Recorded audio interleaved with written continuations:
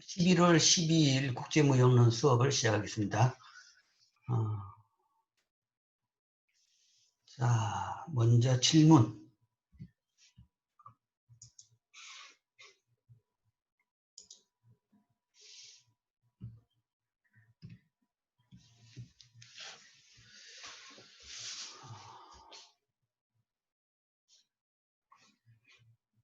자, 그리고 이 줌으로 수업하니까 뭐 조금 집중도가 떨어지고 그런 문제가 있기 때문에 수업 중간에도 카메라를 켜놔요.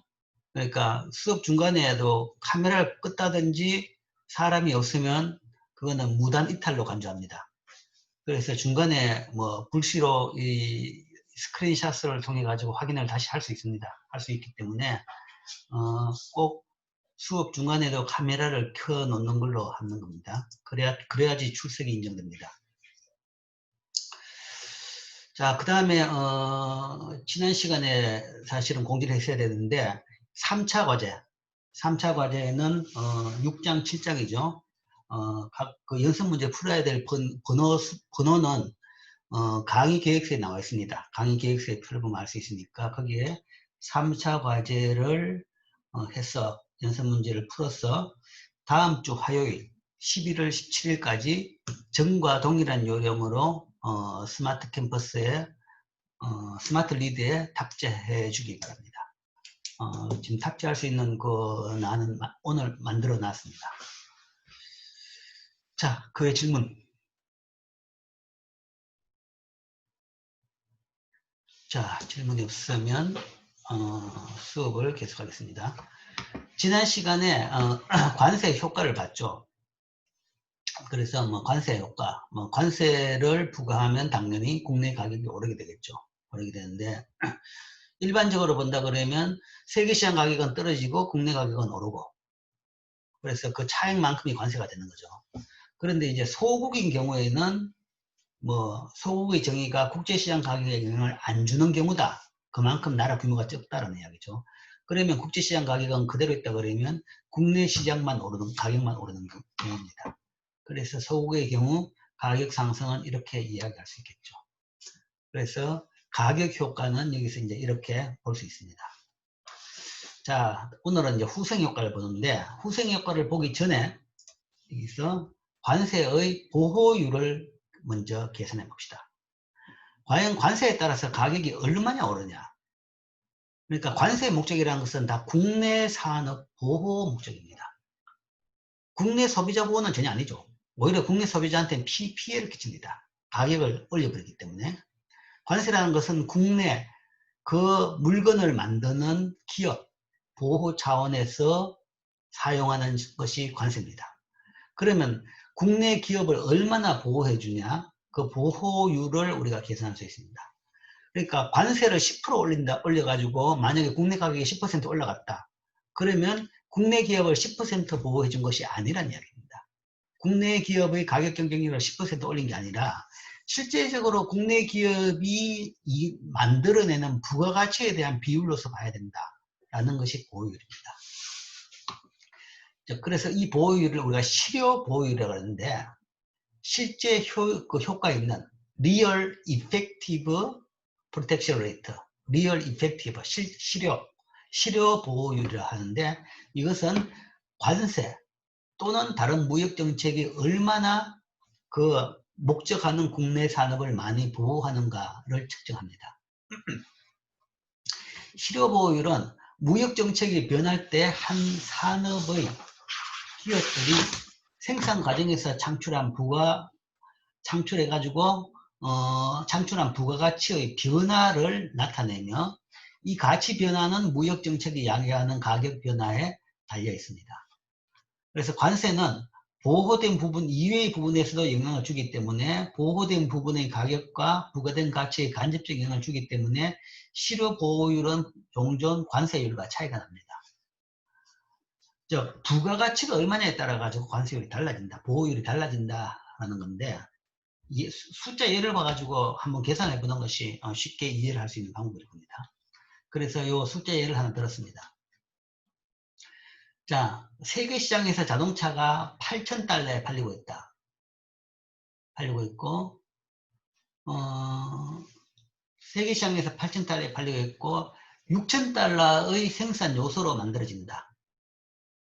8,000달러짜리 차 만들기 위해서 비용이 6,000달러 든다는 얘기죠. 6,000달러. 6,000달러만큼의 뭐 엔진이라든지 여러 부품을 사들여 가지고 아니면 사람을 고용해 가지고 만들면 그 차가, 그러니까 그걸 사들여 가지고 만들면 한 대 만들어 가지고 8,000달러에 팔 수가 있다. 그 이야기는 생산 과정의 부가가치는 2,000달러인 겁니다. 8,000달러만큼 이걸 사들여 가지고 6,000달러만큼 생산 요소를 사들여 가지고 만들면 8,000달러를 팔 수 있기 때문에 실제 그 기업이 얻을 수 있는 부가가치는 단 2,000달러밖에 안 되죠. 다가 아니라는 이야기죠. 이 경우에 한 국가가 수입된 차에 25% 관세를 부과해서 국내 자동차 조립회사들이 이제 가격을 8,000달러 대신에 10,000달러로 책정할 수 있게 됐다. 관세를 25% 부과한다 그러면, 자, 세계 시장에서 자동차가 8,000달러에 팔리고 있다는 것은 이게 세계 시장 가격이고, 그 다음에 우리나라에도 자동차 공장이 있다는 얘기죠. 자동차 회사가 있어가지고 그게 제대로 살아서 가동한다 그러면 그 자동차 회사는 8,000달러로 차를 만들어 파는 겁니다.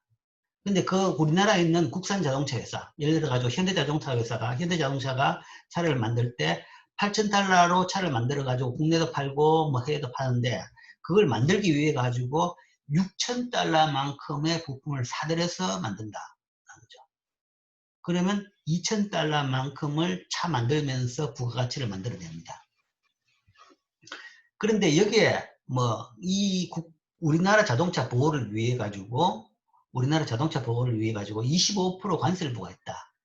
그러면 수입 자동차에 대해 가지고는, 수입 자동차는 8,000달러짜리가 25% 더하면 10,000달러로 국내에 팔리게 됩니다. 10,000달러에 팔리게 되니까 우리나라 자동차 회사도 당연히 더 많이 버는 게 좋으니까 10,000달러에 팔겠죠. 더 싸게 팔 이유는 없는 거죠. 그래서 10,000달러에 팔게 됩니다. 그러면 이제 자동차 가격이 10,000달러로 오르게 되죠. 10,000달러로 오르게 되면 그때는 부가가치가 얼마냐? 그전에는 2,000이었는데 이제는 부가가치는 4,000이 되는 거죠. 즉 자동차 조립회사들에 대한 실효보유율은 부가가치의 변화율인데, 이전에는 2,000이었는데 이제는 4,000이 된 겁니다. 2,000에서 4,000으로 부가가치가 배로 늘었기 때문에 실효보유율은 100%다. 실효보유율은 관세 25%다 훨씬 큰 100%가 되는 겁니다. 그리고 관세로 인해 가지고 얼마나 보호를 받아요. 관세는 25%지만 보호율은 더블이 되는 겁니다. 더블이죠. 그러니까 관세 퍼센트가 중요한 것이 아니라 그걸로 인해 가지고 기업이 얼마나 보호를 받았느냐를 통해 가지고 보호의 효율을 따질 수 있습니다. 그래서 이 경우에는 100%가 되는 거죠. 관세율보다 훨씬 크게 됩니다. 그래서 어느 목표에 따라 가지고 이제 관세율을 정할 수는 있겠죠. 자, 이게 이제 보호율의 하나의 개념입니다. 실제 이제 관세라는 것은 다 아까도 이야기했지만 분명히 목적은 기업을 위한 겁니다. 기업을 위한 건데, 이제 그게 이제 기업을 위한 것이 기업의 일자리, 기업에 고용된 사람들의 일자리를 위한 것이다. 라고 주장하기도 하고, 어쨌든 기업을 위한 것이다. 국내 기업을 위한 것이죠. 그러면 그 국내 기업에 얼마나 도움이 되느냐의 판단에 대해 가지고는 이렇게 보호율로 계산할 수 있다. 자, 그 다음으로 이제 좀 큰 이슈입니다. 중요한 내용인데, 관세의 비용과 이익. 지난 시간에 관세에 따라 가지고 가격 효과를 봤습니다. 국내 가격이 어떻게 바뀌는지를 봤는데, 국내 가격, 세계 시장 가격 변을 봤는데, 이제 그게 아니라 이제 후생 효과를 봅니다. 관세는 수입국에서 재화 가격을 인상시키므로 수입국에서 소비자들한테 피해를 주고 생산자들은 혜택을 줍니다. 게다가 정부는 관세로부터 관세 수입을 얻게 됩니다. 자, 누구는 이익을 보고, 자, 생산자는 이익을 보고 국내 소비자는 손해를 보죠. 거기다가 국가는 또 돈을 벌어서 이익을 봅니다. 그럼 그걸 다 따져가지고 어떻게 볼 것이냐. 총량으로 봐가지고 이익이 많냐, 손해가 많냐, 뭐 이런 것도 한번 판단해 볼 필요가 있는 거죠. 그런 분석을 하는 것이 소위 후생경제학이죠. 그래서 이 비용과 이익을 어떻게 측정하는지 측정을 해봅시다. 소비자 잉여하고 생산자 잉여의 개념으로 이걸 측정하는데, 뭐 이미 여러분들이 이건 다 배운 내용입니다. 배운 거 미시에서 원론에서 배웠고, 그 다음에 원론에서 이 수출 수입에 따른 관세에 따른 소비자 잉여, 생산자 잉여, 후생 효과를 사실은 다 배웠습니다. 그래서 그걸 그냥 복습하는 개념입니다. 그래서 뭐 간단하게 그냥 이야기하고 지나가겠습니다. 일단 이제 소비자 잉여라는 것은 뭐 이거 다시 설명해야 되나? 수요 곡선은 하단 부분이 소비자 잉여죠. 수요 곡선 하단 부분. 뭐 다시 설명한다 그러면 수요 곡선이 우하향하는 그 곡선인데, 여기서 예를 들어 가지고 뭔가 하면 이 수요 곡선이라는 것은 소위 말해서 소비자의 지불 용의를 쭉 순서를 매기는 겁니다. 그래서 재료의 이 사람, 뭐 예를 들어서 이게 뭐 30달러면 30달러다. 그러면 첫 번째 사람이 첫 번째 물건 30달러에 사겠다는 사람은 이 물건에 대해서 30달러만큼 돈을 내겠다는 이야기죠. 지불 용의가 그만큼 있다라는 겁니다. 물론 그것은 자기가 그만큼 가치를 느낀다는 이야기죠. 두 번째 사람 29달러. 그럼 이건 두 번째 사람의 29달러. 두 번째 물건에 대해서 29달러 지불 용의가 있는 거죠. 이렇게 쭉 그 지불 용의들을 사람들한테 쭉 물어가지고 높은 순서대로 쭉 매겨가지고 순서대로 딱 나열된 것이 이렇게 수요 곡선입니다. 수요 곡선인데, 자, 여기서 가격이 12달러로 결정됐다. 그러면 이 차이가 뭔가 하면 사실은 소비자 잉여다라는 이야기죠. 30달러 낼 의사가 있는데도 불구하고 12달러만 내고 이걸 살 수 있었다. 그러면 이 산 사람 같은 경우에는 야, 나는 18달러 벌었다. 돈 벌었다. 돈 굳혔다. 라는 생각을 할 수 있는 거죠. 그것이 이제 소비자 잉여인 겁니다. 어떤 사람은 19달러 내겠다는데 12달러에 샀다. 그래서 그 사람 같은 경우는 17달러만큼 돈을 벌었다라고 생각할 수 있는 겁니다. 그래서 그런 식의 지불 용의하고 실제 지불 가격하고 이 차이를 우리가 소비자 잉여라고 이야기합니다. 소비자가 내겠다는 그 가격보다 덜 낸 부분이 있다. 덜 내고도 그 물건을 구입하게 된다 그러면 그것을 지불 용의라고 할 수 있겠죠. 그래서 이게 이 가격과 수요하고 그 사이의 이 면적을 우리가 소비자 잉여라고 이야기합니다. 한 사람마다 이 높이 이걸 다 합친다 그러면 사실은 이 삼각형의 면적이 되는 거죠. 그래서 이 면적이 지금 그 소비자 잉여입니다. 12달러의 경우라면 소비자 잉여가 이 면적이 될 것이고, 가격이 10달러로 떨어진다 그러면 소비자 잉여는 더 커지겠죠. 이만큼 되고, 가격이 9달러로 떨어지면 또 소비자 잉여는 이렇게 커질 겁니다. 뭐 상식적으로 가격이 떨어질수록 소비자 잉여는 커지고 가격이 올라갈수록 소비자 잉여는 줄어듭니다. 가격이 떨어질수록 소비자 잉여가 커지는 것은 기존 사람들이 떨어진 가격이기 때문에 더 또 돈을 더 굳혔다라고 생각이 되는 부분도 있고, 그 다음에 이때는 12달러에 못 산 사람이 10달러에 살 수 있는 이 사람이 또 추가가 되죠. 추가가 되는 부분이 있고, 그거 두 개가 합쳐가지고 가격이 떨어지면 소비자 잉여는 늘어납니다. 반대로 가격이 오르면 소비자 잉여가 줄어드는 것은 그 반대가 되겠죠. 자, 이게 소비자 잉여고, 그래서 소비자 잉여는 이 A점 아니면 B점, B 면적, A, B 면적, P1에서는 A, B 면적이고 P2에는 A 면적이고, 가격이 P2에서 P1으로 늘면 P1으로 떨어지면 B 면적만큼 소비자 잉여가 늘어나고, 가격이 P1에서 P2로 오르면 B 면적만큼이 소비자 잉여가 줄어드는 그런 것이 되겠죠. 자, 소비자 잉여. 뭐 생산자 잉여는 또 반대입니다. 생산자 잉여는 생산자들이 팔 용의가 있는 최저 가격과 실제로 받는 가격과의 차이인 거죠. 그러니까 생산자의 공급 가격, 공급 용의 또는 공급 가격입니다. 그것이 바로 이 공급 곡선을 이룹니다. 즉 생산자들이 많이 있는 경우에 각 생산자마다 한 개씩 만들 때 공급 가격, 공급 용의를 이야기해보라. 그래가지고 그걸 다 조사해가지고 제일 낮은 순서대로 줄을 세워가지고 배열한 뒤에 그 낮은 순서대로 부른 가격을 다 이렇게 찍어서 연결시킨 것이 공급 곡선입니다. 그 이야기는 첫 번째 요 물건 하나 만드는 사람은 요 높이의 가격에 물건을 팔 의사가 있다. 공급 용의가 있다는 이야기입니다. 그 공급 용의라는 것은 쉽게 이야기하면 그게 생산 가격입니다. 생산 가격. 물론 정상 이윤을 포함한 경제적인 비용이죠. 그죠? 생산 가격이라는 겁니다. 이 가격에 이 물건을 만들 수 있다는 거죠.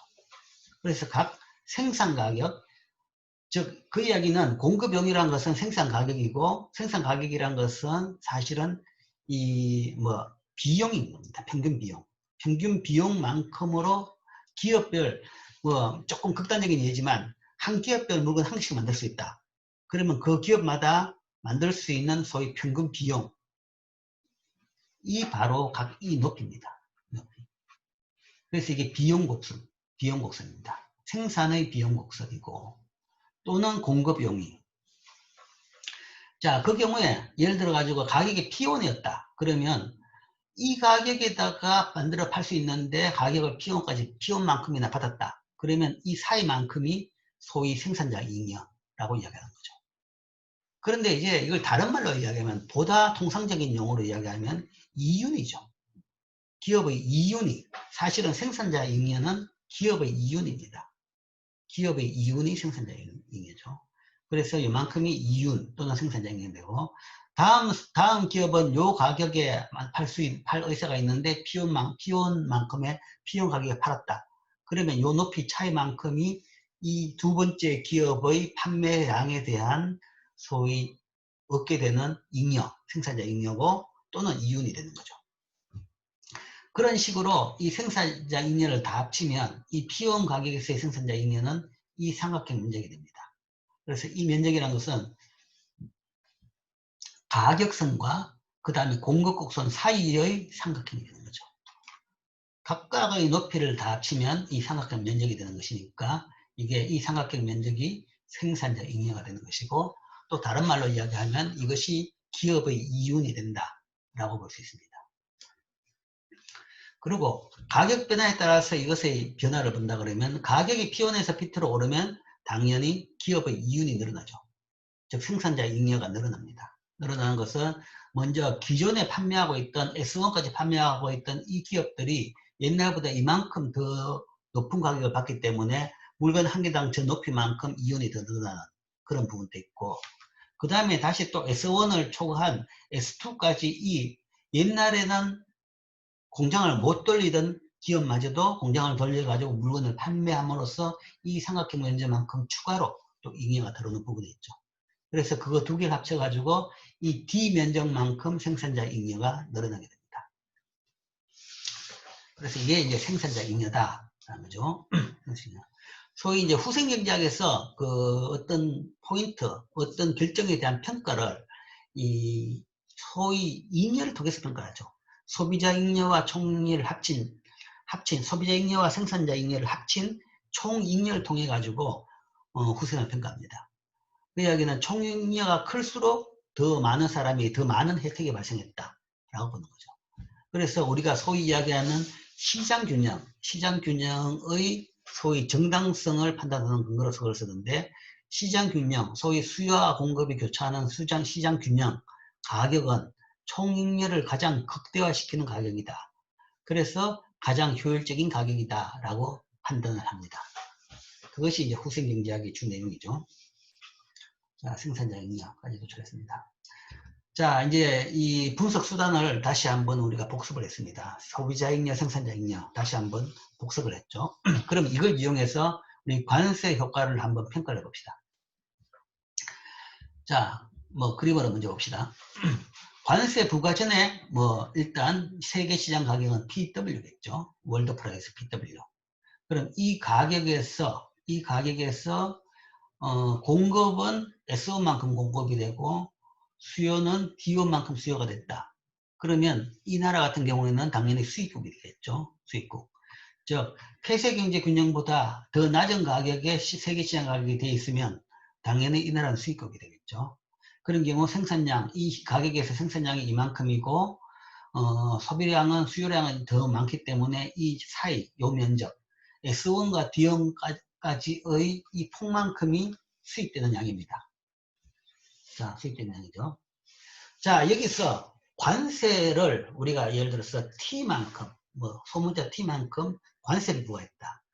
그게 뭐 10%든 뭐 500원이든 뭐 5,000원이든 뭐 10달러든 그건 모르겠습니다. 어쨌든 정확한 액수만큼 여기는 정량세입니다. 정량으로 해가지고 부과했다. 분석을 편하게 하기 위해서 퍼센트가 아니라 정량입니다. 그래서 그랬다 그러면 그 경우에는 이 높이가 이렇게 되는 거죠. 이 PT 스타와 PT 높이가 지금 이야기한 T만큼, 소문자 T만큼이 되는 겁니다. 물론 이제 이 PT 스타 위치는 이 시간 제일 처음 이야기했죠. 소국이다 그러면 이 그대로입니다. 소국이다 그러면 여기 그대로입니다. 소국이다 그러면 우리나라가 소국이다 그러면 세계시장 가격이 우리나라 관세 때문에 영향을 안 받기 때문에 PT 스타는 그대로 PW 그대로 있겠는데 뭐 그렇게 되든 안 그렇게 되든 어쨌든 요 두 개의 차이 이 거리는 분명히 소문자 T 부과됐던 관세 X만큼이 될 겁니다. X만큼이 됐는데 요 경우가 좀 더 복잡한 경우니까 이 경우를 이제 이해하면 좀 더 쉬운 소국 경우는 더 쉽게 생각할 수 있을 겁니다.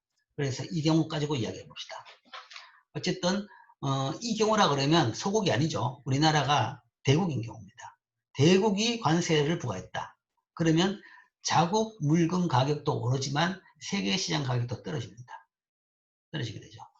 그렇게 되면 이제 새로운 균형 이렇게 되죠. 새로운 균형이 이렇게 됐다는 이야기는 자 이제는 국내에서 생산되는 양은 S1이 아니라 S2로 늘어난 겁니다. 가격이 오르니까 국내 기업들은 더 많은 공장을 더 돌릴 수 있게 된 거죠. 그래서 공급량은 S2로 늘어났고 그 다음에 국내 수요량은 가격이 올랐기 때문에 수요량은 줄어듭니다. 수요 곡선은 그대로 있더라도 가격이 오르니까 수요량은 이렇게 줄어들죠. 줄어들어서 이게 균형이 되는 거죠. 자, 가격선은 국내에서 가격선은 PT입니다. PT 스타는 전혀 생각할 필요가 없어요. 세계시장 가격인데 국내 시장에는 전혀 영향을 안 미칩니다. 그래서 그건 신경 쓸 필요가 없고 자, 국내에서의 가격은 PT, 가격선은 PT다. 그러면 소비자 ing여는 어떻게 되느냐? 옛날에 PW 가격에서 소비자 ing여는 이 면적이었습니다. 이 삼각형이었죠. 이 삼각형. 이 기울기, 그 다음에 PW 가격선, 그 다음에 이 수직선. 그 세 개로 이루어진 삼각형이 소비자 ing여였죠.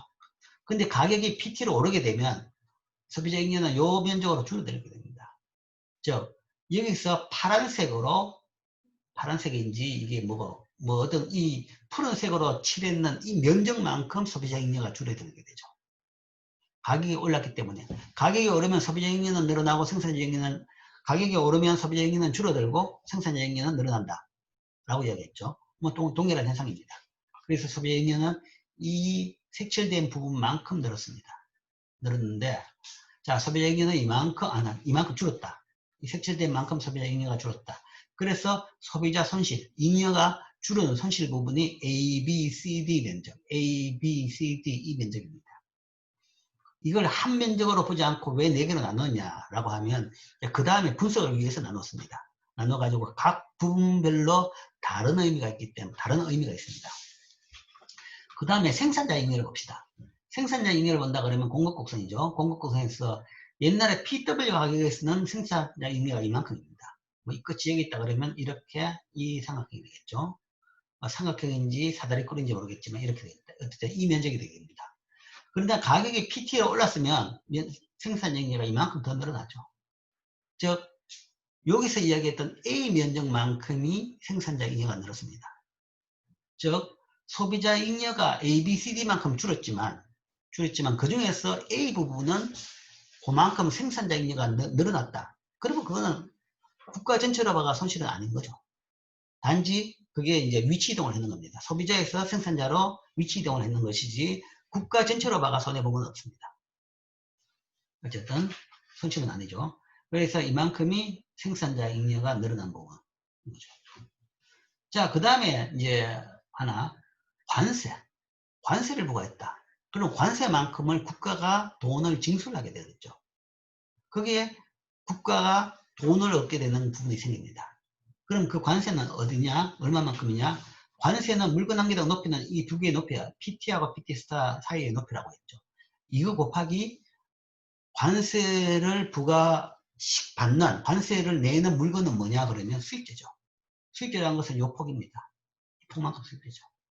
그러니까 이 폭만큼의 수입제에다가 물건 한 개당 이 높이만큼 관세를 부과하면 총 국가가 징수한 관세액은 요 직사각형이 되죠. CE만큼의 직사각형이 국가가 소위 징수한 관세입니다. 그 이야기는 소비자가 손실된, 소비자의 손실, 소비자 잉여가 줄어든 부분 중에서 C 부분은 우리나라 내에서는 손실이 아니죠. 단지 소비자 잉여가 국가 세금으로 갔을 따름이지 총 나라 단위로 없는 손실은 아니다. 그래서 소비자 잉여가 A, B, C, D가 줄었지만 A 부분은 생산자 잉여한테 갔고 C 부분은 국가 세금으로 국가가 가져가고 있습니다. 뭐 이 부분에 대해서 뭔가 국가가 하려고 그러면 이만큼을 다시 소비자한테 줄 수 있는 거죠. 줄 수가 있으니까 국가가. 그러면 이제 여기서 나름대로 뭔가 하면 손실이 안 되게 만들 수도 있는 겁니다. 그러나 여전히 해결 안 되는 부분은 B하고 D 부분입니다. B하고 D 부분은 결국은 관세 부과로 인해 가지고 발생하는 순손실입니다. 어디서 해결이 안 되는 손실이죠. 그래서 우리가 이걸 순손실이라고 합니다. 순손실. 데드웨이트 로스라고 얘기합니다. 순손실. 관세 부과하게 되면 이만큼 순손실이 발생한다. B와 D의 순손실이 발생한다. 그거는 경제적 비효율이 발생하는 겁니다. 이게 왜 비효율이냐?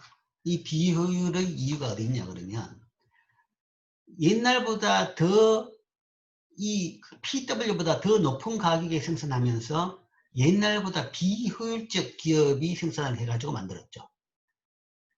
그렇기 때문에 비효율적 기업이 만들기 때문에 발생하는 비효율이 B 부분입니다.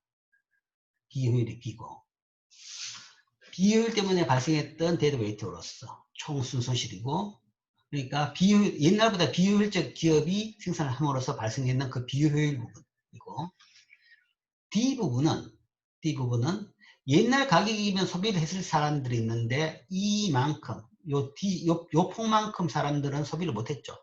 가격이 올라가지고 그 사람들이 소비했다 그러면 이만큼 소비자 잉여를 얻었을 겁니다.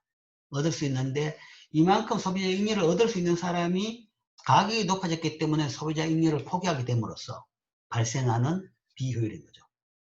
가격 상승의 비효율이 뭔가 하면 소비자 잉여를 만들어낼 수 있는 사람들이 소비를 못함으로써 그만큼 손실이 발생하는 거죠. 그래서 이것도 비효율인 겁니다. 이 BD 부분이 이 자체에서 발생하는 데드웨이트 로스. 관세의 결국은 부정적인 효과입니다. 부정적인 효과. 경제의 비효율성을 더 야기시킨 부정적인 효과입니다. 그래서 우리가 이걸 데드웨이트 로스, 총손실이라고 이야기하죠. 원론책에 보면 그 다시 잘 설명이 되어 있을 겁니다. 자, 이렇게 이제 비효율 부분이 발생했다. 관세의 부정적인 부분이 발생했지만 국가 단위로 봐가지고는 그래도 손해를 안 볼 수 있다라고 주장하는 사람이 있습니다. 그것은 이제 어떤 거냐 그러면 자, 그러나 국가가 추가로 이만큼 세금 수입이 더 발생한 게 아니냐. 그죠? 이만큼 세금 수입이 발생했다 그러면 이 세금 수입이 예를 들어가 B하고 D 면적보다 넓으면 세금 수입이 B하고 D만큼 면적보다 넓으면 국가 전체적으로는 손해를 안 봤다라고 주장할 수 있습니다. 그게 이제 관세를 주장하는 사람들의 입장입니다. 관세를 주장하는 사람의 입장이죠. 이만큼 옛날에는 없었던 추가적인 수입이 발생했다. 이 부분은 소비한테 주더라도 이거는 추가적으로 발생한 거죠. 그래서 이 부분이 사실은 BD 면적보다 넓다 그러면 총 잉여는 늘어날 수가 있습니다. 늘어날 수 있기 때문에 관세를 잘하면 관세를 통해 가지고 국가의 후생 수준을 높일 수 있다라는 주장을 합니다. 그래서 일부에서는 소위 최적 관세 이론을 냅니다. 이 저면적 그러니까 최소한 BD보다는 이 면적이 넓고 이 면적을 가장 넓게 만들 수 있는 관세가 뭐냐. 그래서 그런 그 최적 관세 이론을 주장한 사람들도 있습니다. 물론 이제 한국가 차원에서는 이제 그런 주장이 말이 됩니다. 말이 되는데 그렇다 그러면 과연 이는 어디서 발생한 것이냐라는 얘기죠. 옛날에 비해서 이런 추가적인 어떤 뭔가 파이가 발생했는데 이익이 발생했는데 이 발생하는 원천이 어디냐라는 걸 보면 이 이의 원천이라는 것은 PT 스타가 떨어졌기 때문에 그렇습니다. 세계 시장 가격이 옛날에 비해서 떨어졌기 때문에. 즉 상대국의 교육 조건 악화 때문에 발생했던 겁니다. 상대국의 교육 조건 악화. 옛날에 비해 가지고 수입 가격이 낮아지는 거죠. 옛날에 세계시장 가격이 여기였다. 이 이야기는 이 수입품의 물건 가격이 겁니다. 근데 우리나라가 소비를 덜 하니까 세계시장 가격이 떨어진 거죠. 그럼 옛날에 비해서 더 싸게 물건을 수입했기 때문에 발생했던 교육 조건, 우리나라 입장에서는 교육 조건이 좋아짐으로써 발생했던 이 부분입니다. 이게 이제 추가로 발생했던 국가 세금 정대 부분, 관세 정대 부분입니다. 그래서 그 덕에 총익료는 플러스가 될 가능성도 있다라고 하는 거죠. 자, 그렇지만 이제 이 원천에 대해서 다시 한번 생각해 보면 이게 우리나라 교육 조건이 좋아졌다는 말은 역으로 보면 상대국의 교육 조건은 악화된 겁니다. 딱 반대로 가는 겁니다. 교육 조건이라는 것은 우리가 좋아지면 10 좋아지면 상대나라는 10만큼 나빠지는 겁니다. 정반대입니다. 양국 시스템에서는. 우리가 좋아진 만큼 상대국이 나빠진 거죠. 즉, 이 부분은 상대국의 피해를 통해 가지고 희생을 통해 가지고 얻게 되는 부분이다. 상대국의 피해 또는 희생을 통해서 얻게 되는 부분인 거죠. 공짜로 생기는 게 아닙니다. 그런 차원에서 본다 그러면 이거는 소위 데드웨이트 로스를 감할 수 있는 부분이 아니라는 얘기죠. 즉, 이 BD의 데드웨이트 로스는 결국 감해지지 않고 그대로 있다. 세계적으로 봐가지고 그대로 있고 이거는 그냥 상대국이 손해보는 부분이다. 그 다음에 실제적으로 원하는 만큼 이걸 달성도 못하는 것이 대부분 이렇게 되면 상호 보복을 합니다. 관세를 부과하면 또 그 물건이 다른 물건에 대해서 우리가 수출하는 물건에 대해서 관세 부과했다. 그러면 저쪽 나라가 우리한테 수출하는 물건에 대해서 우리가 수입하는 물건에 대해서 또 관세를 부과해가지고 보복을 하는 거죠. 그렇게 되면 동일하게 우리나라도 이 나라도 또 다른 상품에서 이런 문제가 발생하죠. 그렇게 되면 결국은 서로가 이 BD라는 데드웨이트 로스만 더 많이 발생시키고 다 손해가 되는 겁니다. 그러니까 일부 이런 그림을 통해 가지고 관세를 통해서 이익을 볼 수 있다라고 주장할 거지만 그거는 이제 진짜 자국 시각에서만 봤을 때는 그럴 여지는 있을 수 있죠. 그러나 그것을 달성하기도 힘들고 그 다음에 세계적인 시각을 볼 때는 그거는 전혀 발생할 수 없는 것이고 관세를 통해 가지고는 이런 BD 이 면적 같은 소위 데드웨이트 로스만 발생한다 라고 볼 수 있습니다. 자, 그게 이제 관세의 후생 효과입니다. 자, 설명을 이제 그림을 다 설명했는데 이 그림 설명을 지금 이제 요약해가지고 이야기하면 이 슬라이드를 다시 읽어보겠습니다. 이 슬라이드가 지금까지 설명했던 그림 설명 요약이죠. 관세는 수입국에서 재화 가격을 상승시켰죠. 그래서 소비자 가격은 감소하고 가격선이 올랐으니까 생산자 잉여도 증가했죠. 그래서 생산자 후생이 많아졌고 소비자 잉여는 줄었죠. 또한 정부는 관세율에 관세가 부과된 수량을 곱한 값과 같은 관세 수입을 징수했죠. 값이죠, 그죠? 그러니까 관세 높이하고 그 다음에 그 수입 수량 곱한 그 직사각형 면적만큼 관세 수입을 얻게 됐습니다. 요게 이제 관세죠, 그죠? 두 가격 차, 관세 높이죠, 그죠? 높이에다가 요게 수입되는 양이죠. 양 곱한 만큼이 관세입니다. 그래서 이게 T는 관세율, T가 요거고, QT는 수입 양이죠. 이만큼 관세 수입을 얻게 됐습니다. 소비자 잉여는 감소하고 생산자 잉여는 증가하고 관세 수입이 발생했다. 그래서 관세로 인한 후생 변화는 E 빼기 BD다. 이게 줄어들었지만 일부는 생산자 잉여로 갖고, 그 다음에 일부는 관세 수입으로 또 갖는 거죠.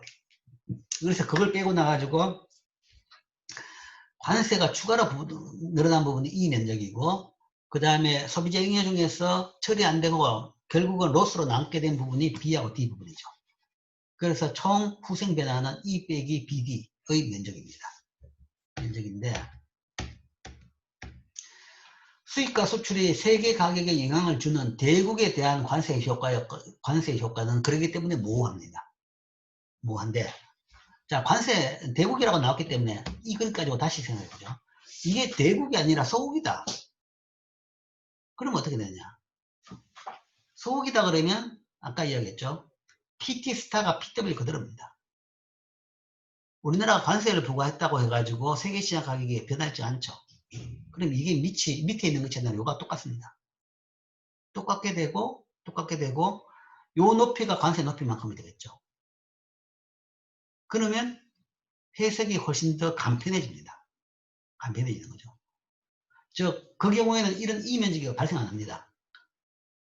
소국 같은 경우에는 요것만 발생하고, 그래서 이게 소비자 잉여 로스고, 이게 생산자 잉여 증가고, 그래서 이게 관세 수입, C가 관세 수입이 되는 거죠. 그러니까 BD가 데드웨이트 로스가 되죠. 그러니까 이 경우에는 대국 같은 경우라 그러면, 소국 경우라 그러면, 그러니까 세계시장 가격이 변하지 않는 소국 경우라 그러면, 이때는 100% 관세에 따라 가지고 손실이 발생합니다. 손실이 발생 안 할 가능성이 없는 거죠. 그러니까 이 면적이 없어지는 겁니다. 이 면적 자체가 없어지죠. 없어지기 때문에 요 BD만큼의 관세에 따른 손실이 발생하죠. 이 손실을 메꿔줄 이가 없죠. 그러면 소국 경우 관세를 부과하면 무조건 국내 후생이 나빠지는 겁니다. 소비자 후생이 나빠지면 그거는 이제 생산자들이 좋아지고, 그 다음에 관세 수입이 있는 거 가지고 아무리 그 부분을 메꾸더라도 다 못 메꾸는 거죠.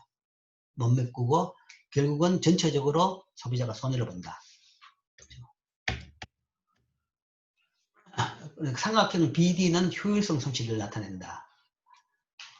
그래서 BD에 설명했죠. 그러니까 생산 왜곡, 소비 왜곡 두 개입니다. B는 생산 왜곡이고 D는 소비 왜곡입니다. 관세는 생산과 소비 결정을 왜곡시킨다. 생산자들은 너무 많이 생산하고, 그러니까 옛날에 비해서 비효율적인 생산자마저도 생산했다라는 것은 너무 많이 생산한 거죠.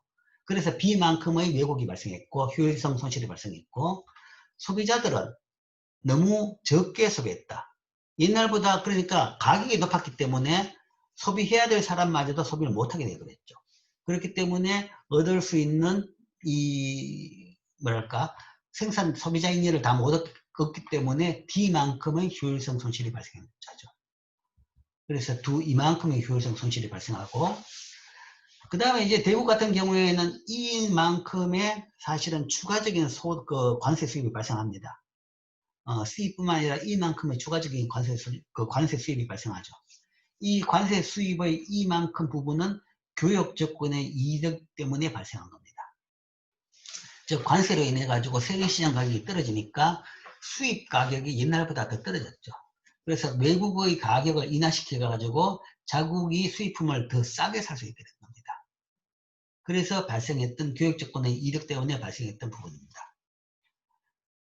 그렇기 때문에 이거 두 개를 비교해서 E가 BD보다 크다 그러면 국가 차원에서는 관세에 따라 가지고 더 좋은 결과가 생길 수 있다라고는 볼 수 있습니다. 즉 정부 수입의 일부, 사각형은 교역 조건 이득을, 사각형 C는 소비자 잉여의 손실액을 나타내는데, 정부는 소비자들과 외국인들을 희석시켜 가지고 이익을 얻을 수는 있다라는 거죠. 그래서 이익을 얻을 수는 있습니다. 그런데 교육 조건 이득이 효율성 손실을 초래하면 관세의 부과로 외국의 희생하에 자국 국민 후생을 증가시킬 수는 있습니다.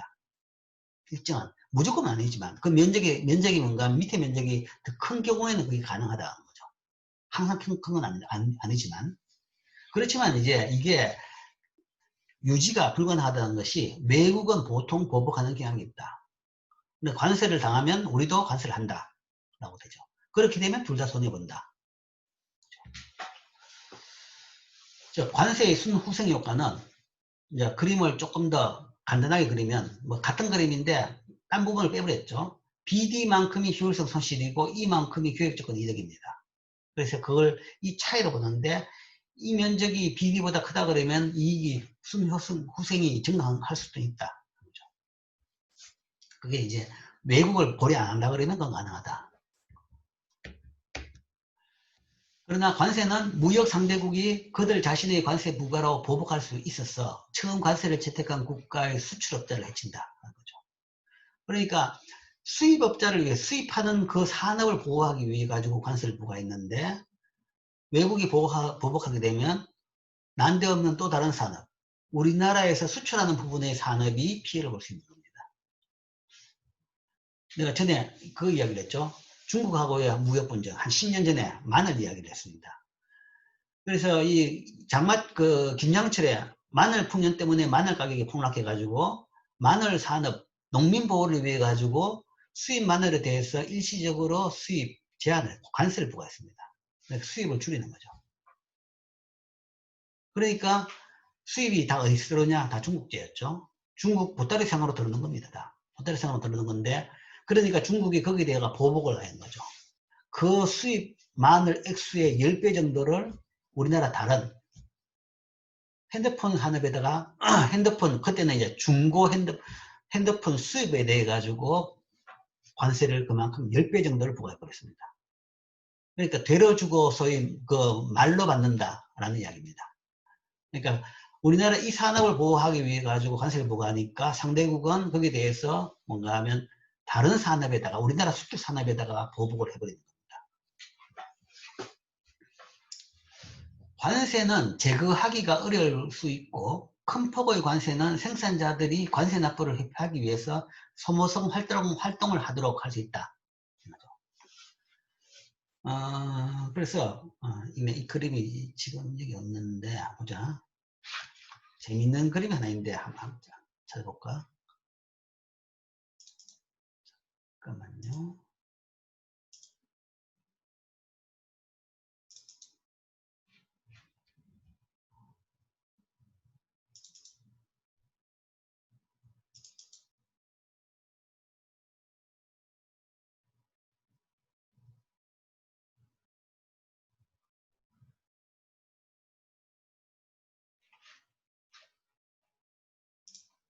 자, 이 그림입니다.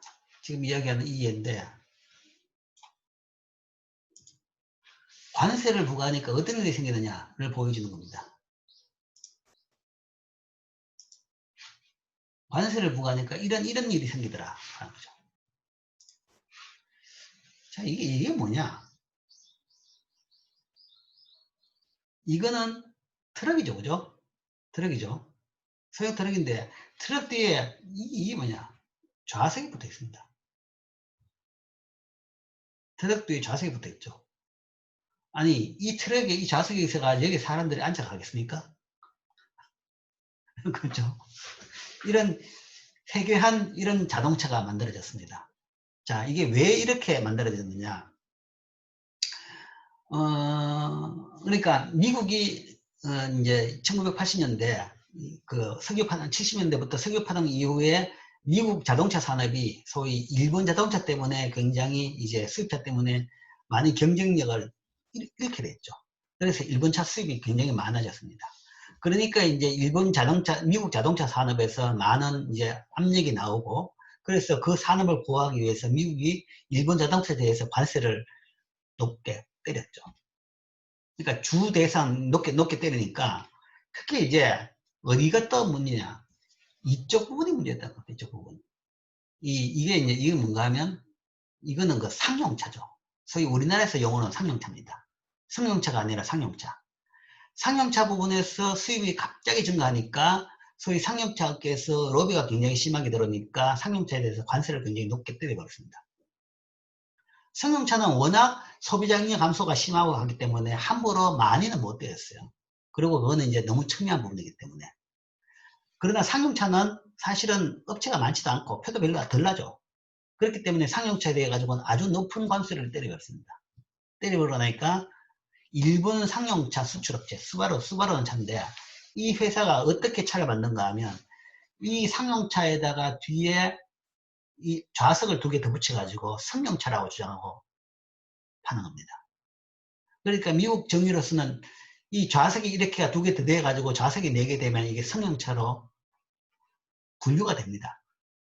분류가 되니까 이 트럭 뒤에 여기다가 뭔가 하면 좌석 2개를 얹어가지고 승용차로, 소위 승용차로 관세를 물고 들어오는 거죠. 상용차로 관세를 물고 들어오면 너무 비싸지게 되면 안 팔리는 거죠. 안 팔리면 이렇게 해가지고 차를 들어가서 파는 겁니다. 그러면 소비자는 그냥 이 차를 사가지고 이거 떼버리고 그냥 쓰는 겁니다. 그리고 소비자들을 쉽게 뗄 수 있도록 또 만들어 놓는 거죠. 그러니까 관세를 부과하니까 이런 바보 짓을 서로 하게 되는 겁니다. 쓸데없이 여기다가 상용차에다가 뒤에다가 좌석을 만들어 놓고 뗐다가 붙이는 이런 짓을 하게 되는 거죠. 우리나라에도 그런 경우가 많이 꽤 있었어요. 이 소위 대형차의 분류가 문제인데, 한때 그게 뭔가면 고속도로 전용차를 달릴 수 있는 그 기준 자체가 5인승까지는 안 되고 7인승부터 가능하다. 7인승인가 뭐 9인승부터 가능하다. 이제 그래 돼 있죠.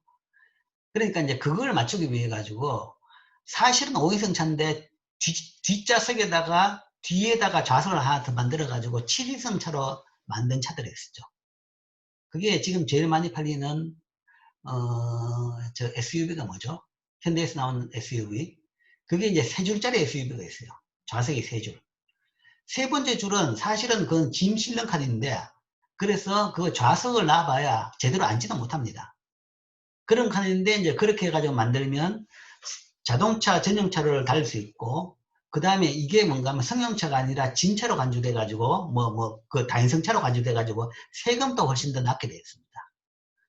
그러니까 쓸데없이 뭔가 하면 세 번째 줄에 좌석을 만들어가지고 팔았죠. 그러면 사람들은 뭔가 하면 그 차를 사가지고는 좌석은 떼버리고 그 차를 쓰는 겁니다.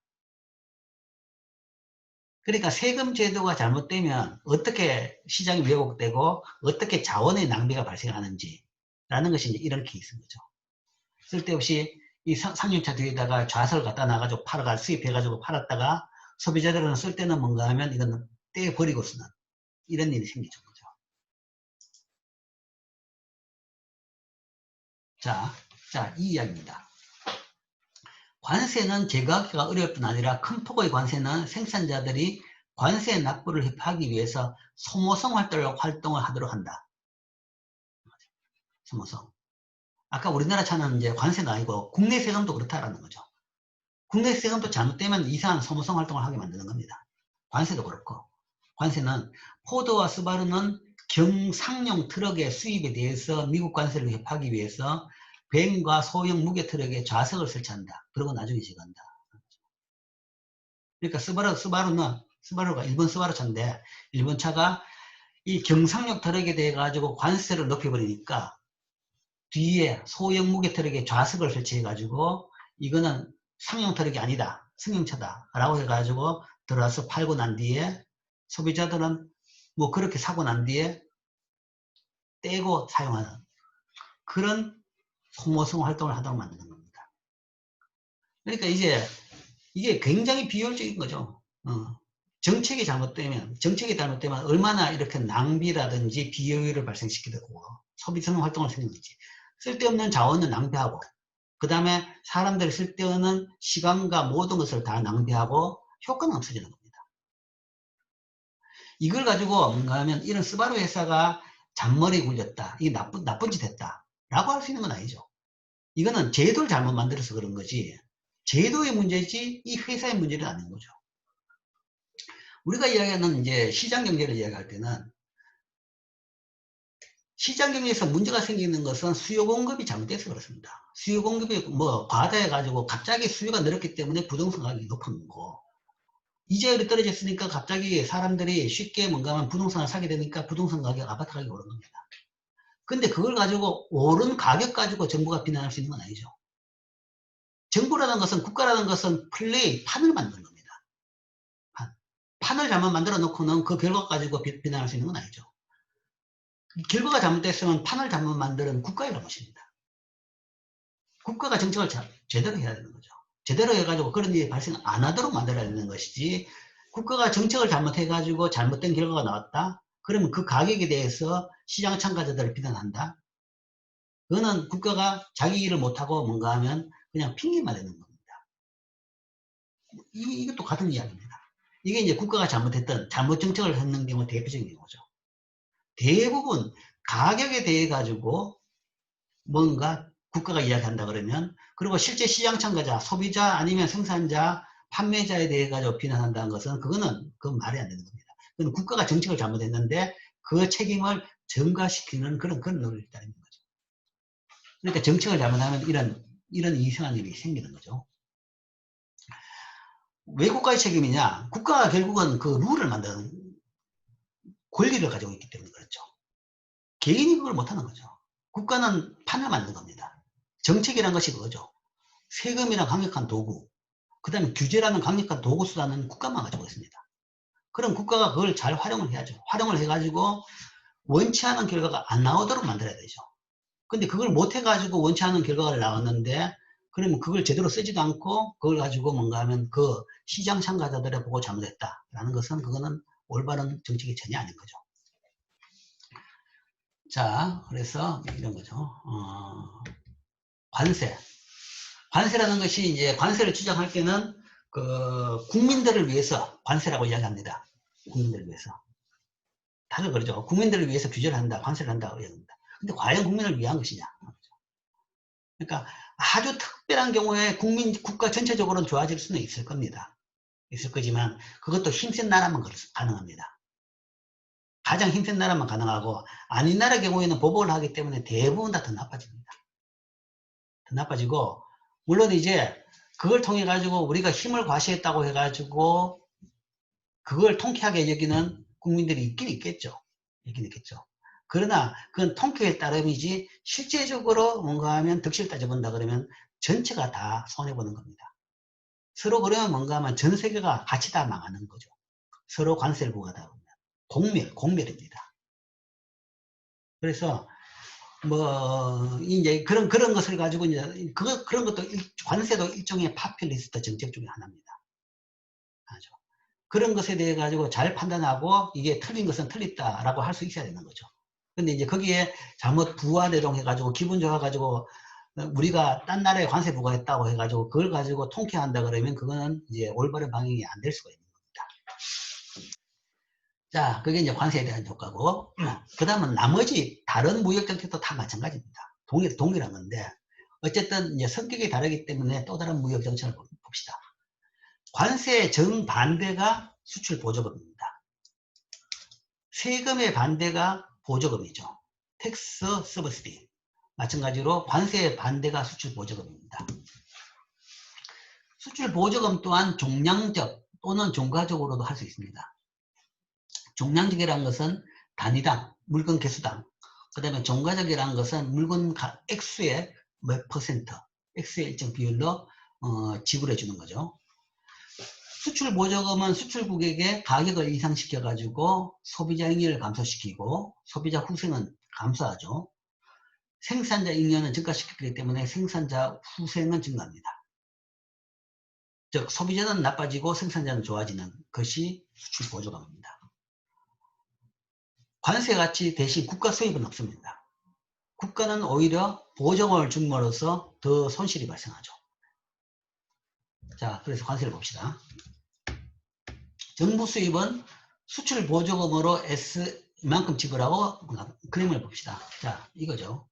앞에 관세하고 똑같은 그림입니다. 똑같은 그림인데 아래 위로 좌우 대칭됐다. 좌우 대칭이 아니라 상하 대칭으로 보면 됩니다. 그러니까 관세 같은 경우는 이 가격선이 이 밑에 있었죠. 폐쇄경제균형보다 더 밑에 있습니다. 그런데 수출 보조금은 수출 산업이죠. 수출 산업이라는 것은 국내 균형보다 세계시장 가격이 더 위에 있어야 되는 거죠. 그러니까 그렇기 때문에 수출 산업이 될 수 있죠. 그래서 PW가 이 국내 균형, 폐쇄 균형보다는 더 높게 있고, 여기다가 이제 보조금을 준다 그러면 그 보조금도 동일하게 양국 가격 차이를 내는 겁니다. 여기도 이제 편의를 위해 가지고 종량세의 보조금 예를 가지고 보겠습니다. 보조금을 주는데 보조금 액수는 사실은 양국 간의 가격, 국내 외국 가격 간의 차만큼이 보조금이 되는 거죠. 그래서 이것도 뭐 소국이냐 대국이냐에 따라 가지고 달라집니다. 우리나라가 만약에 뭐 소국이다 그러면 소국이는 사실 수출해서 소국은 의미가 없죠. 의미가 없죠. 어쨌든 이렇게 봅니다. 이렇게 보면 이만큼이 보조금이 되고 그 경우 국내에서는 가격이 PW에서 PS로 국내 가격이 상승합니다. 그래서 가격이 오르기 때문에 소비자 잉여가 이만큼에서 이만큼으로 줄고 AB만큼 소비자 잉여가 줄게 되죠. 생산자는 가격이 옛날에는 그러니까 보조금을 주게 되면 옛날에는 이 가격에서 이만큼 생산을 했습니다. 이만큼 생산자 잉여가 발생하죠. PW 가격에서 이만큼을 만들었죠. 만들기 때문에 이 PW 가격하고 빨간 선하고의 이 사이 삼각형 면적만큼 생산자 잉여가 있었습니다. 물론 생산품 중에서 이거를 국내에는 이만큼 팔고 이만큼을 외국에다 수출했겠죠. 수출했는데 보조금이 부과되면 이 높이의 보조금이 부과되면 이제는 이만큼의 가격이 그러니까 가격이 오르게 되는 거죠. 이 가격이 오르게 되죠. 그래서 이 가격에서 생산하기 때문에 생산량이 이까지 늘게 됩니다. 이까지 늘게 되면 그 생산자 잉여가 옛날보다는 이 면적만큼 더 늘어나게 되죠. A, B, C만큼이 더 늘게 됩니다. 그래서 생산자 잉여가 A, B, C만큼 늘어나죠. 그래서 보조금으로 인한 생산자 잉여가 늘어난 것이 A, B, C 면적이고 소비자의 손실은 A, B만큼이죠. 그럼 따져봐가지고 C만큼이 이득이다 라고 생각할 수 있을 겁니다. 소비자는 이만큼 줄어들었는데 생산자는 이만큼 늘어났다. 그러면 C만큼 늘어난 게 아니냐. 그런데 여기 빠뜨린 부분이 있죠. 보조금이라는 세금이 날아갔습니다. 그 세금이 결국은 소비자라든지 국민들한테 거둬야 되는 세금이죠. 그 세금이 얼마만큼이냐? 보조금의 높이가 이만큼이고 수출 액수가 이만큼이죠. 그래서 이 수출량 곱하기 보조금 높이만큼 이 빚금친 면적만큼이 정부 손실입니다. 정부 보조금. 이만큼 비용이 발생했죠. 그래서 정부 보조금은 B, C, D, E, F, G, B, C, D, E, F, G 이 면적이 되죠. 자, 소비자 생산자에 비해서 생산자가 이만큼 C만큼 늘었지만 이 늘어난 부분은 이 전체 손실에서 딱 이 부분만 되는 거죠. 그럼 그걸 빼고 나더라도 여전히 네트의 손실은 순손실 부분은 B, D, E, F, G만큼은 이 국가가 손해를 보는 겁니다. 수출 보조금이란 것은 결국은 뭔가 하면 자국의 희생하에 외국 소비자한테 도움을 주는 겁니다. 자국의 희생하에 외국 소비자가 더 싸게 물건을 살 수 있게 만들어주는 거죠. 물론 그 과정에서 자국에서 일부 그 수출 기업은 이익은 볼 수는 있습니다만은 결국은 자국 손해하에 외국이 이거는 뭐 이걸 뒤엎을 수 있는 가능성은 전혀 없습니다. 무조건 자국 손해 내에 외국이 이득을 보는 게 수출 보조금이죠. 당연히 수출 보조금은 국민 후생을 손상시키죠. 삼각형 BD만큼의 효율성 손실을 나타낸다. 보조금은 생산과 소비의 결정을 왜곡시킨다. 자, 생산 소비 결정 왜곡도 이것도 마찬가지입니다. BD. B라는 것은, B만큼이라는 것은 사실은 이 가격이 이만큼 소비하는 게 맞습니다. 맞는데 가격이 더 올라가지고 이만큼 오르니까 B만큼이 소비자 손실이 발생하죠. 이만큼 소비해야 되는 사람이 소비를 못하니까 이만큼 소비자 손실이 줄어드는 그것이 비효율성을. 가격이 더 높아짐으로써 소비자가 소비를 못함으로써 발생하는 비효율. 그 다음에 D는 가격이 높아짐으로써 사실은 요까지만 생산해야 되는데 더 많이 생산하게 되죠. 비효율적인 요 사이에 있는 생산업자마저도 생산함으로써 발생하는 생산의 비효율. 그래서 이만큼이 비효율이 되는 거죠. 그래서 BD만큼이 비효율입니다. BD만큼 효율성 손실이고 보조금은 생산 소비 결정을 왜곡시키는데 시장 결정에 비해서 생산자들이 너무 많이 생산해서 생산의 비효율, 그 다음에 소비자들은 높은 가격 때문에 더 적게 소비하기 때문에 소비의 비효율을 발생시키죠. 그리고 B, C, D, E, F, G만큼의 직사각형 면적은 정부가 지불한 보조금이죠. 이게 수출 가격이 외국 시장에서 하락하기 때문에 교역 조건은 악화되는 부분, 그 부분이 E, F, G만큼입니다. 밑에 사각형. 이만큼은 가격 하락 때문에 교역 조건 악화, 또 이 부분이 되죠.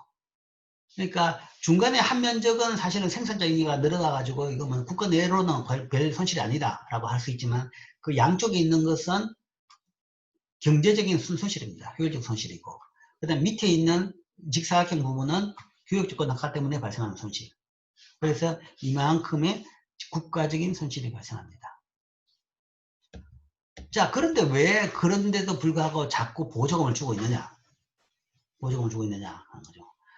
물론 이제 수출 보조금을 주는 것은 이제 여러 가지 이유가 있습니다. 여러 가지 이유가 있는데, 우리나라는 사실 경제 발전 단계에서는 수출 보조금을 성공적으로 잘 썼다고 봅니다. 잘 썼다고 보는 것이, 이제 보조금을 통해 가지고 소위 유치 산업을 보호했다. 그래서 산업이 규모의 경제가 되면서 그 뒤에 발생하는 잉여, 동태적인 잉여를 본다 그러면 그 뒤에 뭔가 하면 그 경쟁 산업이 돼서 보조금 없이도 자생하면서 얻어들이는 수입을 통해 가지고 그 전의 비용을 다 메꾸고도 남을 수 있었다라고 주장할 수 있습니다. 그런 경우도 있죠. 그런 경우도 있는데, 그건 이제 뭐 저개발국이 개발 과정에서 이제 어느 정도는 또 세계적으로 그거는 용인해 줍니다. 뭐 그런 것에 대해서 보복을 하진 않죠. 뭐 그런 점도 있고. 그게 아니라 선진국들이 하는 수출 보조금이 문제입니다. 지금 문제가 되고 있는 것은 개도국의 그 살겠다고 발버둥 치는 수출 보조금은 사실은 문제 안 삼는데, 선진국들이 하고 있는 수출 보조금, 이게 문제죠. 지금 현재 우리나라가 포함입니다. 지금 우리나라는 개도국이 아니죠. 선진국이죠. 그래서 우리나라에서 하고 있는 보조금도 동일한 논리로 지금 비난을 받고 있습니다. 받고 있는데, 제일 대표적인 것이 유럽에서의 농산품에 대한 수출 보조금입니다. 미국하고 유럽이 첨예하게 싸우고 있는 영역입니다. 자, 유럽, EU는 EU의 공동농업 정책은 농산물 가격을 높게 책정하고 잉여 생산을 처분하기 위해서 수출을 보조합니다.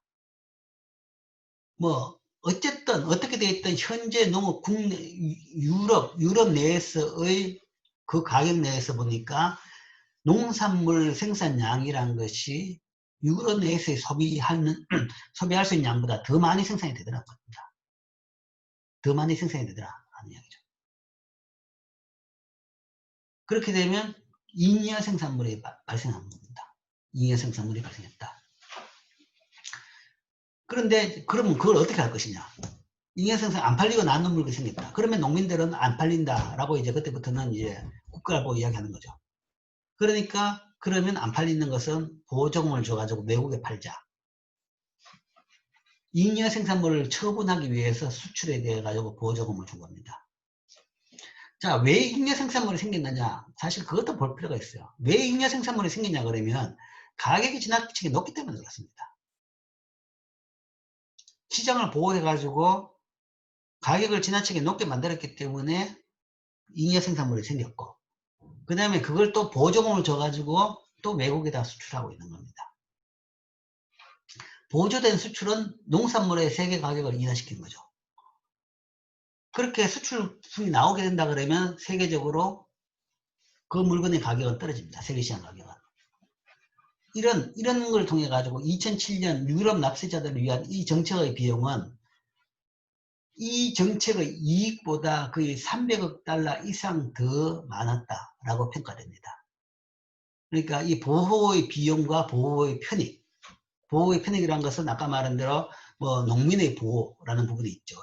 농민의 소위 생산자 잉여가 늘어난 부분이 있죠. 늘어난 부분하고 비교해 보니까 그것이 뭔가 하면 이익이 늘어난 것보다는 비용이 300억 달러가 더 많았다. 그리고 보조금의 지불은 농장 생산액의 약 22%다. 그게 어느 정도냐 그러면 농업 부분 총생산액의 22% 정도 될 만큼 비용이 많았다는 거죠. 그러니까 유럽의 농업 생산품에 그는 이제 뭐 5분의 1 이상이라는 것이 대부분 다 국가 보조에 따라 가지고 만들어지는 생산품이다. EU는 EU 가격을 인하시키고 생산을 줄이는 데 도움이 되도록 그래서 이런 비율을 발생시키고 있으니까 이제는 조금 이제 방향은 바뀌었습니다. 방향은 바뀌었는데 그래서 이제는 가격을 인하시키고 생산을 줄이는 데 도움이 되도록 농부들이 생산량과 관계없이 직불금을 받을 것을 제안했다라고 합니다.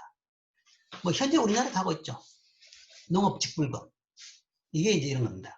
그러니까 처음에 이제 농업에 대해 가지고 농업보호, 농민보호, 농업보호를 위해서 전통산업이고 많은 사람들이 있기 때문에 그 보호를 처음에 많이 주장을 했습니다. 주장을 하다 보니까 이런 엄청난 비용만 발생시키고 실질적인 보호보다는 비용만 더 많아졌다는 거죠. 근데 이제 이 키포인트가 뭐냐? 보호를 해주니까 생산량이 자꾸 늘어나는 겁니다. 생산을 줄여야 되는데 줄이지는 않고 늘기만 더 늘다. 과잉 생산량만 더 늘는 거죠. 그렇기 때문에 그 돈을 들고 그 비용을 돈을 들고 생산량을 줄이는 정책을 하는 거죠. 요즘에는. 생산을 안 하면 직불금을 주는 겁니다. 그러니까 이만큼 생산해가 내가 벌었다. 예를 들어 가지고 이 농사를 지어 가지고 우리나라 쌀에 대해서 지금 직불금 주고 있습니다. 쌀 한 마지기 생산을 해 가지고 여기서 쌀을 생산하면 100만 원을 번다. 그러니까 200만 원을 파는데 200만 원만큼 매출이 나오지만 사실은 그 쌀 농사하기 위해서 100만 원 정도 비용이 든다 라고 따져보면 이 쌀 농사를 통해 100만 원을 버는 거죠. 그러면 100만 원 줄게, 요 면적에 농사 짓지 마 라는 거죠. 안 지으면 너 벌 만큼 100만 원 준다 라는 것이 직불금입니다.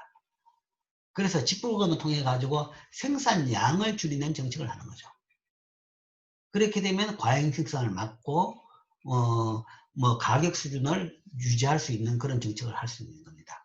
지금은 이제 이렇게 바뀌고 있죠. 바뀌고 있는데, 근데 이제 직불금도 우리나라에서는 그 직불금이 조금 잘못 운영이 많이 되고 있죠. 그래서 그 효과를 제대로 못 보는 부분은 있습니다. 자, 어쨌든 이 이야기인데 보조금이 어떻게 되느냐? 유럽에서의 문제가 이거죠. 지지 가격을 이렇게 해놓은 거죠. 만약에 수입이 없는 EU 가격, 그러니까 EU 내에서의 그냥 폐쇄 경제다 라고 하면 그때의 가격이라는 것은 다 이 가격입니다. 이 가격이 돼야 되는데 이 가격이 균형 가격입니다. 균형 가격인데 소위 가격 지지 정책을 쓴다. 농민 보호하자. 너무 싸다. 현재 우리나라 쌀 가격이 이거죠. 그렇기 때문에 쌀 가격을 어느 정도 지지를 한다 라고 국가에서 딱 발표를 합니다. 근데 그 발표하는 지지 가격은 분명히 균형 가격보다 높을 수가 없습니다. 높으니까 국가가 정책으로 발표하는 거죠. 그리고 거기에 대해 가지고는 강력한 로비가 작동하는 것이고, 그 다음에 표의 힘이라는 것이 작동하는 거죠. 이렇게 높은 지지 가격을 딱 만들어 놓는다 그러면, 그때는 지지 가격이 높으면 당연히 이때보다 생산량이 느는 겁니다. 균형보다 더 많이 만드는 거죠. 그러니까 쌀농사는 요즘에는 대부분 쌀농사는 돈이 된다고 이야기합니다. 야채 가격 같은 경우에는 채소 가격은 변동이 심하기 때문에 운이 좋으면 굉장히 큰 돈을 벌지만 많은 경우 손해를 보죠. 배추 가격이 높을 때는 배추 농사가 돈을 벌지만 요즘 배추 가격이 많이 떨어지고 있죠. 그러면 또 배추는 다 밭을 뒤엎고 또 야단이죠. 그런데 쌀농사는 국가가 지지를 해줍니다. 딱 예측 가능성이 있는 거죠. 어느 이하 안 떨어지는 거죠. 그렇게 되면 이게 지지 가격입니다. 그러면 쌀은 확실하게 돈 되는 농업이다. 그러니까 옛날보다 더 많이 생산하는 겁니다. 그렇게 되면 균형보다는 더 많은 이만큼의 잉여 생산물이 나오는 거죠. 잉여 생산물이 나오면 사실은 시장 균형을 놔둔다 그러면 이건 안 팔리고 그냥 버리는 거죠. 그런데 야, 농민들이 고생해서 만든 건데 그걸 버리면 되냐? 그리고 그걸 못 팔면 그 농민들 어떻게 되느냐? 그럼 이만큼을 외국에다가 팔게 만들자. 팔게 만들기 위해서 외국에다가 팔리는 만큼 보조금을 지급하자. 세계시장 가격이 이겁니다. 세계시장 가격이 이건데 이 세계시장 가격에 팔릴 수 있게 만들기 위해서는 현재 지지가격만큼 물건당 보조금을 줘야 팔리는 거죠. 그래서 이 높이만큼 여기다 곱하면 이만큼의 보조금을 줘가지고 잉여 농산물을 세계시장에다 팔게 되는 거죠. 이게 이제 현재 지금까지의 유럽의 농업 보호 정책이었습니다. 농업 보호 정책이죠. 근데 이제 따져보니까 이게 너무 비효율적이더라. 이 액수도 너무 부담스럽고 지금은. 이렇게 가격이 이 가격이 있다 그러면 요 면적이 요거밖에 안 됩니다. 뭐 이것도 없죠. 이 가격이라 그러면 이 가격이 만약에 이 가격이 있다 그러면 이때는 잉여도 없습니다. 잉여가 없다 그러면 보증은 줄 것도 없는 겁니다. 아니면 지지가격이 요보다 조금만 낮았어도 확 줍니다.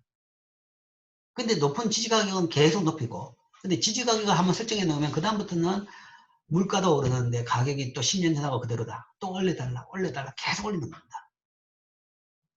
선거철만 되면 거기에 따라 가지고 또 그쪽 표로 생각하면 또 올리는 거죠. 그러면 계속 올려가지고 이거는 계속 이제 늘어나는 거죠. 그러니까 이런 식의 지지가격과 그 다음에 잉여농산물에 대한 수출보조금이라는 것은 이런 재앙을 야기합니다. 야기이기 때문에 절대 바른 전환은 아니죠. 그러니까 이게 이제 흔히 뭐 소위 파퓰리스트된 정책에 그 휩싸이면 이제 이런 일이 생기는 겁니다. 생기는 건데, 자, 효율적인 정책은 어떤 것이냐? 시장이 맡기는 게 제일 좋겠죠. 제일 좋겠지만, 그러나 시장이 제대로 작동 안 한다. 이까지도 가기가 힘들다. 그러면 아까 말한 대로 이제 대안이라는 것은 직불금이라는 이야기입니다. 직불금. 물론 그것도 안 하는 게 좋지만 직불금. 그러니까 생산을 이렇게 안 내리게 만드는 겁니다. 생산을 이렇게 줄이면 되는 거죠. 생산을 이렇게 줄이고 이 보조금을 생산을 이렇게 줄이고 그만큼 이 비용만큼 수출 보조금을 주지 않고 공급량이 이만큼 준다 그러면 공급량이 이만큼만 준다 그러면 보조금 한 푼도 안 나갑니다. 그리고 보조금 나갈 만큼 그 돈을 가지고 농민한테 직불금을 주면 되는 거죠. 그러면 훨씬 더 농사 짓는 것보다 돈을 더 많이 받을 수가 있어요. 농사 안 짓고 힘 안 들이고 돈은 더 받을 수가 있습니다. 지금 이 직불금은 사실은 외국 소비자한테 보조금을 주는 거죠. 어물게 그냥 국내 세금 가지고 외국 소비자한테 보조금을 주는 꼴입니다. 그래서 이제 대표적인 이 수출 보조금이 이 농업 부분에서 유럽 농업 부분에 있는 건데, 뭐 이런 것들이 이제 이런 문제다 하는 거죠. 우리나라 쌀 산업에서도 이 비슷한 건데, 우리나라는 이제 보조금 가지고 잉여 부분을 수출하지는 않죠. 대신에 이제 잉여 농산물, 잉여 쌀이 나오니까 어떻게 하냐 그러면 쌓아놨다가 버립니다. 그러니까 미국 제장소에 쌓아놨다가 이걸 이제 그냥 버리지 못하고 2년, 3년 지나가지고 썩으면 버립니다. 그 중간에 버렸다가는 야근나죠. 사실은 이걸 가지고 지금 논쟁이, 아니 왜 귀중한 쌀을 버리냐, 썩기 전에 그걸 가지고 안 되면 사료라도 쓰자. 그런데 쌀을 사료로 쓰자고 이야기하면 그때는 완전히 돌 맞았겠죠. 그 귀중한 쌀을 어떻게 동물한테 사료로 쓰냐. 그래서 사료로 쓸 수 있는데도 불구하고 그걸 못하고 있는 거죠. 그러니까 이 너무 소위 국민 감정만을 생각하게 되니까 이 귀중한 자원들을 이렇게 낭비하고 있는 이런 이상한 정책이 생기고 있는 겁니다. 그리고 사실은 뭔가 하면 국내 잉여 생산 농산품이 그렇게 많이 나온다는 것은 국내 지지 가격이 너무 높다는 이야기죠. 너무 높다는 이야기인데 그건 또 그 낮출 수가 없는 겁니다. 오히려 계속 매년 가을쯤만 되면 쌀 수매 가격을 더 높여달라라는 게 나온 거죠. 그러면서 계속 쌀 생산량은 지금 잉여로 남게 되고 이런 지금 악순환이 계속되고 있습니다. 자, 그래서 오늘은 이제 수출 보조금까지 봤습니다. 질문. 잠깐만 출석을 잠깐 한 번 더 보고.